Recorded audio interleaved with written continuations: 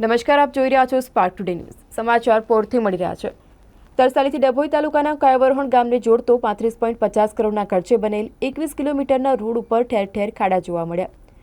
નવીન જે રોડ બનાવવામાં આવ્યો 15 દિવસમાં જ ખાડા પડી જતા ડુવાત ગામના યુવાનોએ હલકી ગુણવત્તાનું કામ થયું હોવાના આક્ષેપો લગાવ્યા છે. તરસાલીથી કાયાવરોહણ ગામને જોડતો આજે માતબર રકમનો જે રોડ છે, રોડ બન્યાના 15 દિવસમાં જ તૂટ્યા બાદ ડુવાત ગ્રામજનોએ રોડની કામગીરી ઉપર આક્ષેપો લગાવ્યા છે.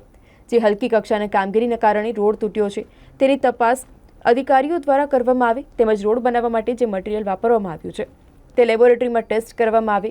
રોડ કેમ આટલો ઝડપથી તૂટી ગયો તેની તપાસ અધિકારીઓ દ્વારા કરવામાં આવે. રોડ જ્યાં જ્યાં તૂટ્યો છે ત્યાં પણ ફરી રોડ બનાવવામાં આવે તેવી ગ્રામજનો દ્વારા માંગ કરવામાં આવી છે. તરસાલીથી કાયાવરોહણનો રોડ બનાવ્યો છે. આ રૂવાત ગામની ભાગોરમાં જ 15 દિવસ પણ નથી થયા રોડ બનાવે અને રોડ આખો બેસી ગયો છે અને તૂટી ગયો છે.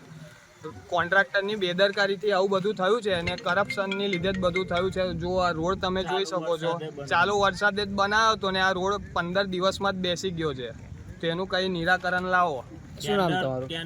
મારું નામ પટેલ યશ છે. સરકારમાંથી 10 મીટરનો રોડની મંજૂરી આપવામાં આવેલી છે અને 7 મીટરનો રોડ બનાવીને અહીંયાથી જતા રહ્યા છે અને ચાલુ વરસાદે ડોમરિંગ કામ કરેલું છે. એ નબળી ગુણવત્તાનું છે.